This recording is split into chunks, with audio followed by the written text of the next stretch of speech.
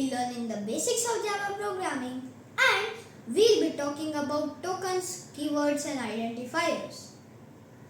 These are the building blocks of any programming language and understanding them is crucial to become a good programmer.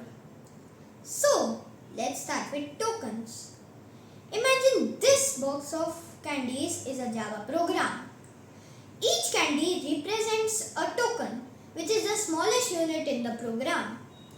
Tokens can be an operator, a punctuation mark, a keyword, or a literal value.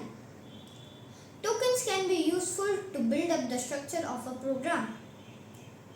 For example, let's consider the following line of code. Int x is equals to 5. Here we have three tokens. Int equals to and 5.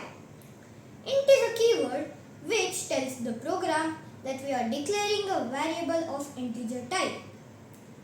Equals to is an operator which assigns the value on the right hand side to the variable on the left hand side.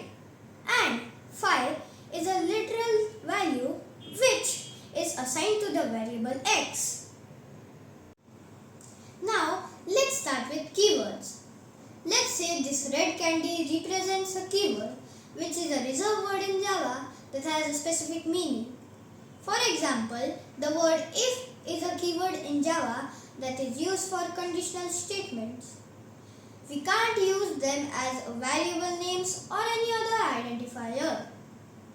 Some examples of Java keywords include if, else, while, for and class. You'll notice that all these words are in blue in your code editor. This is because they are reserved by the language and have a specific meaning. Finally, let's talk about identifiers. Let's say this blue candy represents an identifier, which is a name given to a variable, class, method or any other program element. It's like giving a name to your favorite pet or toy.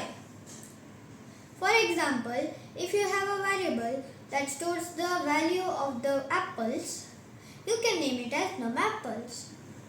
It's the programmer's responsibility to come up with meaningful and descriptive names for these elements.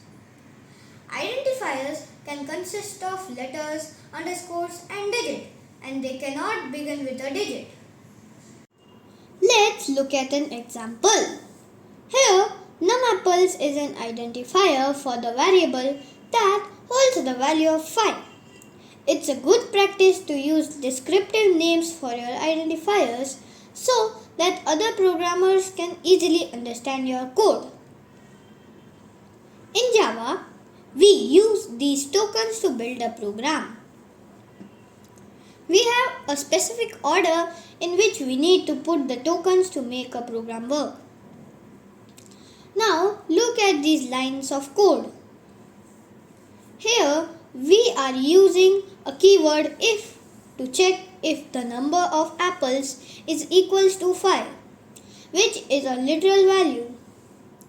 If it is, we print a message using another keyword system.out.println. So that was the basics of keywords, tokens and identifiers in Java. By using these concepts, we can create cool programs that do fun things. I hope you enjoyed this episode of Code Crushers. See you in the next one.